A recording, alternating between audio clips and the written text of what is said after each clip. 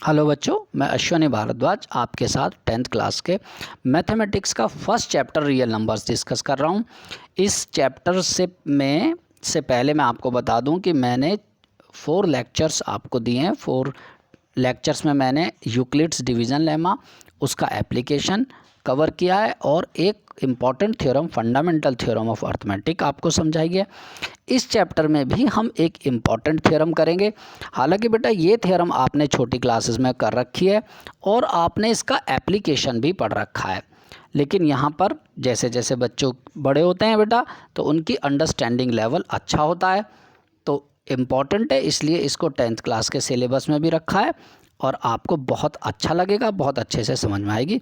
चलिए स्टार्ट करते हैं। थ्योरम क्या है? थ्योरम कहती है कि जब हम 2 नंबर का एलसीएम और एचसीएफ निकालते हैं, है ना, मान लिया इसमें दे रखा है कि एलसीएम ए और बी 2 नंबर ले लिए बेटा, और उनका एलसीएम और एचसीएफ को जब हम मल्टीप्लाई करते हैं तो उनका एलसीएम और एचसीएफ नंबर्स के प्रोडक्ट के इक्वल होता है। हम इसे शॉर्ट में ऐसे भी कह सकते हैं, product of LCM and HCF is equal to product of the numbers. पहले इस थ्योरम को मैथमेटिकली समझ लें बेटा, है ना, फिर उसके बाद मैं आपको इससे एग्जाम्पल से भी समझाऊंगा, है ना बेटा। तो देखो, जैसे ही हमने कहा है कि 2 नंबर हैं हमारे ए और बी, तो उनका एलसीएम और एचसीएफ को जब हम मल्टीप्लाई करते हैं, ये देखिए, ये यहाँ पर एलसीएम और यहाँ पर एचसीएफ, तो कह रहा वो इन दोनों के नंबर्स के प्रोडक्ट के इक्वल आता है।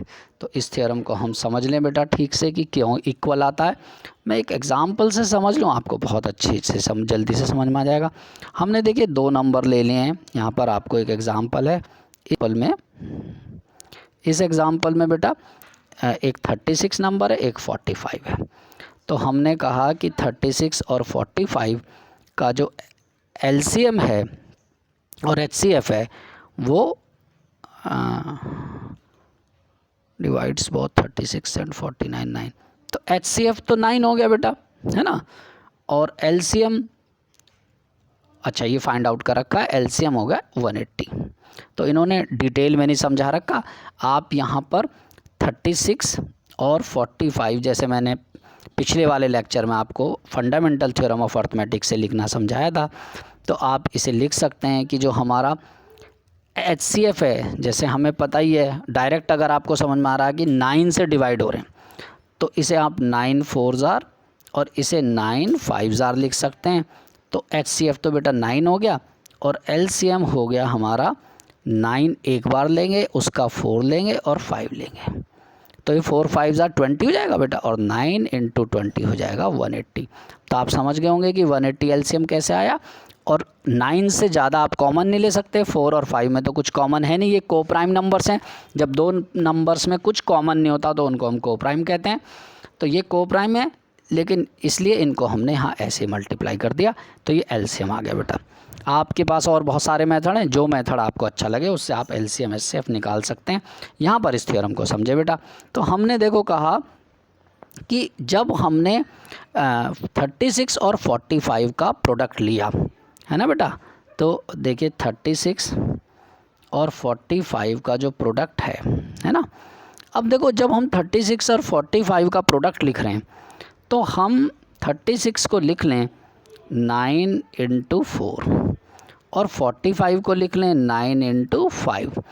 अब इसमें हम 9 अलग निकाल लें और 9 इंटू 4 इंटू 5 ऐसे इसको रीअरेंज कर लें, तो ये 9 क्या हो गया बेटा, ये तो एचसीएफ हो गया। और ये देखिए आपको दिख ही रहा है कि 9 इंटू 20 180, ये हो गया हमारा एलसीएम। तो इस तरीके से आपको बच्चे क्या करने लगते हैं कि 36 को ऐसे लॉन्ग डिवीज़न मेथड से मल्टीप्लाई करने लगते हैं। तो आपके कि 5 6 जार 30 ऐसे करेंगे तो ये बहुत लंबा हो जाता है फिर बेटा। क्यों? क्योंकि यहाँ तो वो इसको मल्टीप्लाई करेंगे और फिर एलसीएम और एचसीएफ जो मतलब 9 और 180 है उन्हें फिर मल्टीप्लाई करेंगे, तो डबल काम कर देते हैं बच्चे। आपको कैलकुलेशन का तरीका समझना, मैं आपको कैलकुलेशन की बहुत फास्ट टिप्स बताऊंगा, आप बस मेरे कैलकुलेशन करने के तरीके को समझो। तो यहाँ फिर से समझो इसे, हमने कहा product of the numbers is 36 into 45।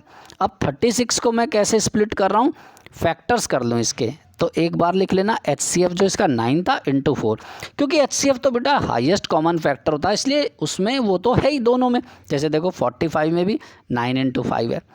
अब जो HCF है 9 उसे तो अलग कर देना और बाकी सब इन तीनों नंबर्स को एक साथ लिख देना। तो ये जो HCF के अलावा जो बचेगा ये LCM बचेगा। तो आप HCF नीचे HCF इंटू LCM लिख दो। तो हमने प्रूव कर दिया product of the numbers is equal to LCM into HCF। ये थ्योरम हो गई बेटा हमारी, है ना। अब इस थ्योरम को मैंने वैसे नीचे भी एक्सप्लेन किया है, यहाँ पर ये एग्जाम्पल से आपको समझा दिया है।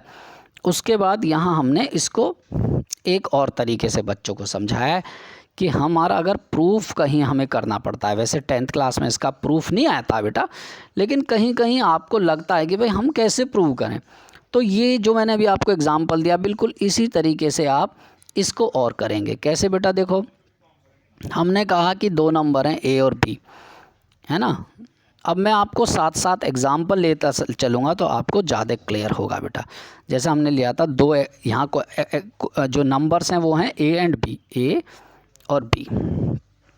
हमने क्या नंबर लिए थे, हमने अभी जो एग्जांपल लिया था वो लिया था 36 और 45 का।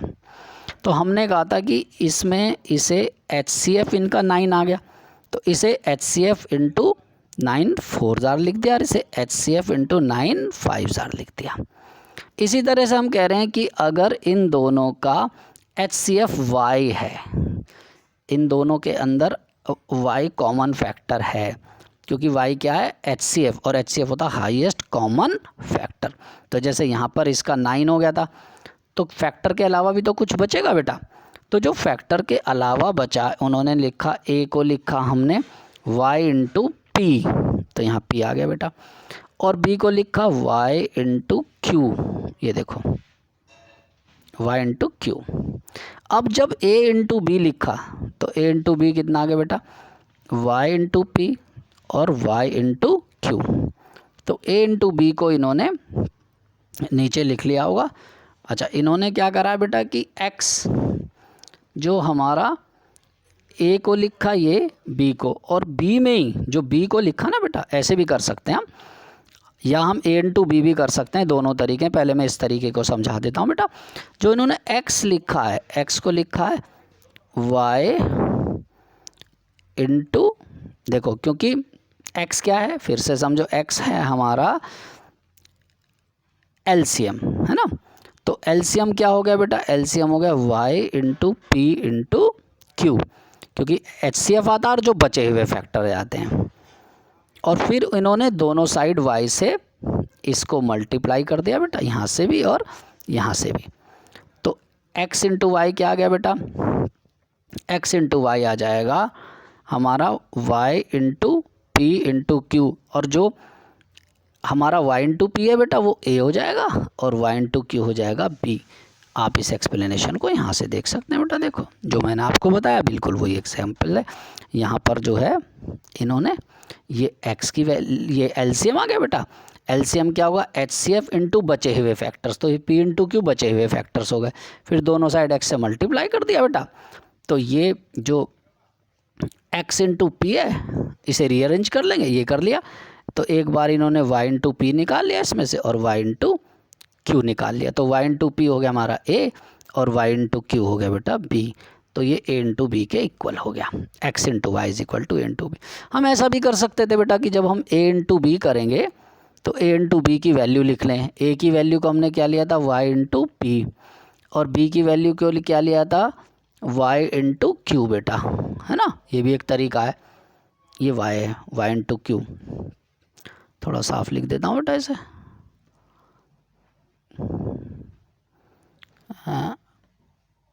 Y इंटू Q, है ना।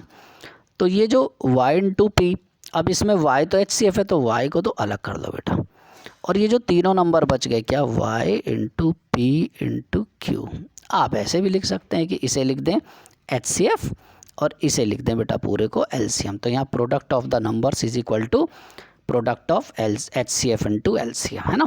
ये थ्योरम हमारी प्रूव हो गई। देखिए यहाँ पर इस थ्योरम को इन्होंने दिखा रखा है बेटा, लिख रखा है। और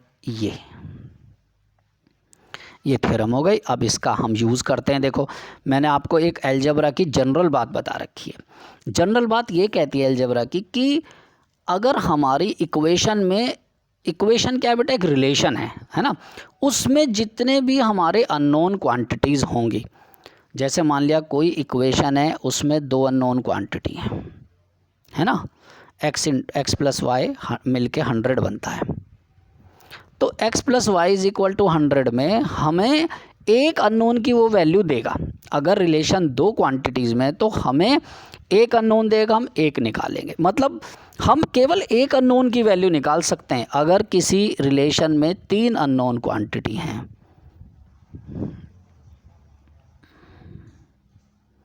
250 मान लिया, तो इसमें केवल हम एक की वैल्यू निकाल सकते हैं।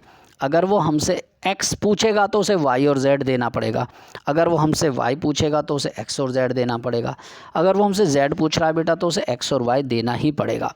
ये अलजेब्रे का रूल है कि रिलेशन में हम एक ही अननोन फाइंड आउट कर सकते हैं। हाँ, वो अलग बात है कि वो उसे डायरेक्ट ना दे के कुछ ट्विस्ट करे, इनडायरेक्ट दे, लेकिन लॉजिकली हमें एक ही अननोन फाइंड आउट कर सकते हैं। ये बात मैं क्यों बता रहा हूँ, क्योंकि ये जो आपका रिलेशन आया LCM into HCF is equal to A into B, तो आपके पास कितने अननोन हो गए, एक LCM हो गया, एक HCF हो गया, एक A हो गया, एक B हो गया।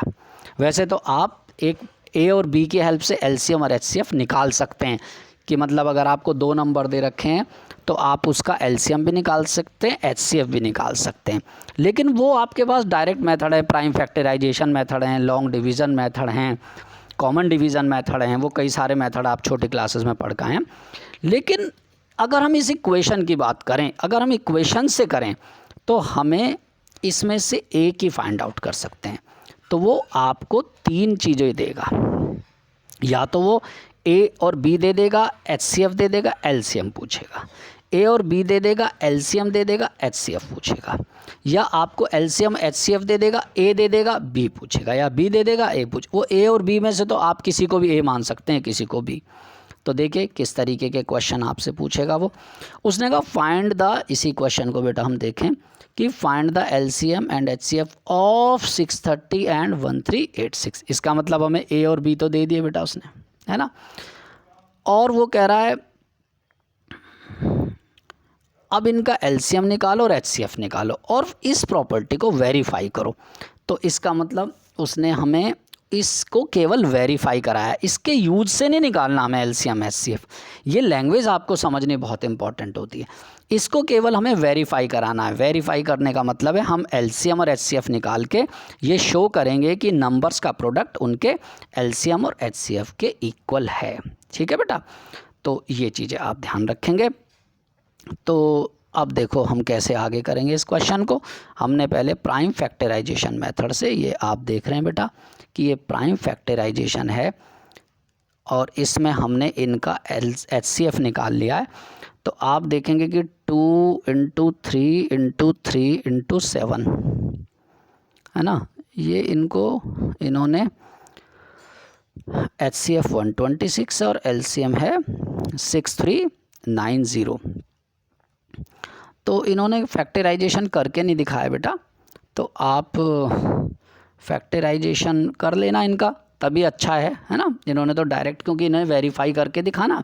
तो देखो इन्होंने तो उसी प्रॉपर्टी से करा जो बच्चे करते हैं कि पहले यहाँ product of the numbers, LCM और HCF का मल्टीप्लिकेशन कितना आया 873180, और A इंटू B कितना आया बेटा, ये भी 873180 आया। तो ये प्रूव हो गया, लेकिन ये थोड़ा लंबा मेथड है ना। मैं आपको इसका शॉर्टकट तरीका बताता हूँ, जैसे आप करेंगे तो वो आपको बहुत अच्छा लगेगा बेटा। कैसे, देखो आप पहले अपना सबसे फास्ट तरीका यही होता है कि आप दोनों नंबर्स को 630 और 1386 के फैक्टर्स करो, है ना बेटा, फटाफट। वैसे तो देखो हम प्राइम फैक्टराइजेशन करते हैं, लेकिन आप ना बड़े नंबर से भी कर सकते हैं, बस वो दोनों को डिवाइड करना चाहिए, है ना। जैसे मुझे यहाँ दिख रहा है कि ये 2 से दोनों डिवाइड हो रहे हैं और 3 से भी हो रहे हैं, क्योंकि देखो इसका सम 9 आ रहा है 630 का, और इसका 4 और 8 12 और 6 18 आ रहा है। तो मैं डायरेक्ट 6 से भी कर सकता हूँ, है ना। और मैं अगर देखूँ ध्यान से तो 9 से भी ये हो रहे हैं, है ना बेटा।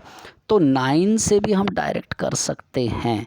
9 7 ज़ार 0 और ये हो गया 9 1 ज़ार 4 बचा बेटा, और 9 5 ज़ार 45 3 और 9 4 ज़ार, है ना बेटा। इसके बाद आपको ये दिख रहा है कि हमारा ये 2 से एक बार और हो जाएगा बेटा, ये 35 हो गया और ये हो गया हमारा 2 से 2 7 ज़ार 2 7 ज़ार, है ना बेटा। अब हमें दिख रहा है कि 7 से भी दोनों हो रहे हैं, 7 5 ज़ार 7 11, अब नहीं हो सकते। तो ये जो 9 इंटू 2 इंटू 7 है, यहाँ मैं लिख देता हूँ 9 इंटू 2 इंटू 7, ये हमारा क्या आ गया बेटा, HCF आ गया। और 9 इंटू 2 इंटू 7 इंटू 5 इंटू 11, ये आ गया हमारा LCM, है ना बेटा। तो ये HCF और ये LCM, तो इस तरह से आप LCM HCF निकाल लेंगे।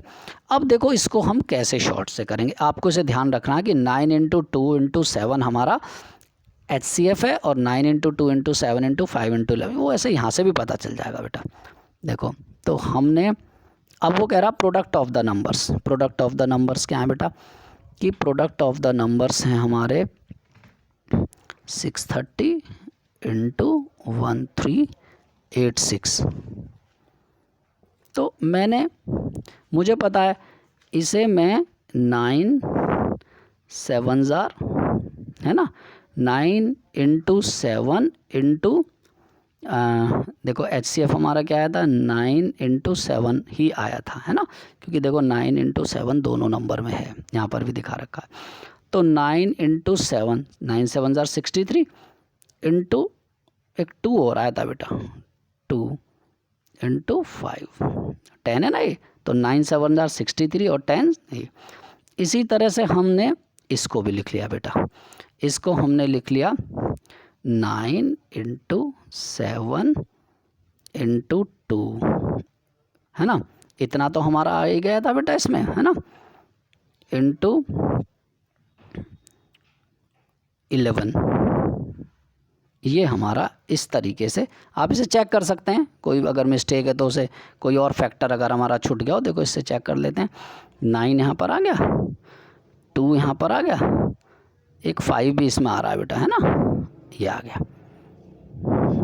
अब इसमें से हम, तो ये पूरा हमारा HCF आ गया 9 इंटू 2 इंटू 7, है ना, तो इसको तो हम बेटा HCF लिख देंगे, ये पूरे को ऐसे फैक्टर्स में लिखना है इसे, और उसमें से HCF अलग कर देना, और इसे हम LCM लिख देंगे। जो बचेगा यहाँ, जब आप प्रोडक्ट ऑफ द नंबर्स के फैक्टर्स आप पहले ही कर चुके हैं, उन्हीं फैक्टर्स को यहाँ दोबारा करके उसमें से HCF अलग कर दो और LCM अलग कर दो, तो आपको बिल्कुल कोई प्रॉब्लम नहीं होगी, बहुत आसानी से ये प्रूव हो जाएगा, आप कैलकुलेशन से भी बचेंगे, है ना। एक दूसरा एग्जाम्पल है बेटा, एग्जाम्पल में क्या कर रखा है कि अब ये भी इम्पॉर्टेंट है, इसमें हमसे LCM और HCF दे दिए हैं, ये दोनों LCM, और एक नंबर दे दिया उनमें से, है ना। One of the number is I think 540 है यहाँ पर, मैं ये आपको दिख जाएगा यहाँ, ये नंबर इज़ 540। वो कह रहा है कि दूसरा नंबर निकालो, तो देखो मैं भी आपको बता ही रहा था कि जो LCM into HCF is equal to product of the numbers है, तो उसमें से एक नंबर आ गया बेटा हमारा 540, तो आप इक्वेशन की तरह product of LCM upon into HCF को 540 से डिवाइड कर देंगे। तो इस प्रोडक्ट को जब आप डिवाइड करेंगे 540 से, तो आपका दूसरा नंबर हो जाएगा। यहाँ पर इन्होंने यही कर रखा, देखो ये LCM इंटू HCF हो गया बेटा, और नंबर से डिवाइड करके ये 330 आ गया, आंसर आ गया। ये इंपॉर्टेंट क्वेश्चन है बेटा, छोटा सा क्वेश्चन है, 1 या 2 नंबर में आ जाता है और बहुत आसान है, पहले भी आपने कर रखे हैं। ये आपका असाइनमेंट है बेटा, असाइनमेंट में भी इसी पर 2 जो मैंने आपको बताया, ये प्रॉपर्टी, एक प्रॉपर्टी को वेरीफाई करने वाला है और एक प्रॉपर्टी को यूज़ करके LCM HCF या प्रोडक्ट ऑफ द नंबर, जो 2 नंबर हैं उनमें से एक नंबर को फाइंड आउट कराएगा। ये 2-3 तरीके के इसमें क्वेश्चन बनते हैं, ये हर पॉसिबल क्वेश्चन असाइनमेंट में दे रखा है, आंसर्स भी हैं, आप इसे करें और बहुत अच्छे से आप मैथ्स को एंजॉय करें। बहुत इजी है बेटा। आप जो नीचे मैंने कमेंट बॉक्स होता है उसमें अपनी जो है आप अपनी प्रॉब्लम्स डाल सकते हैं, जिसे मैं देख के आपके सारे सॉल्यूशन करूँगा। आपके साथ हैं बेटा, आप बहुत अच्छे से आप भी मेहनत करें, हम भी आपके साथ मेहनत करेंगे और बहुत अच्छा आपका रिज़ल्ट आएगा और आप मैथ्स को एंजॉय करें। तो मेरी शुभकामनाएं आपके साथ हैं बेटा। Thank you.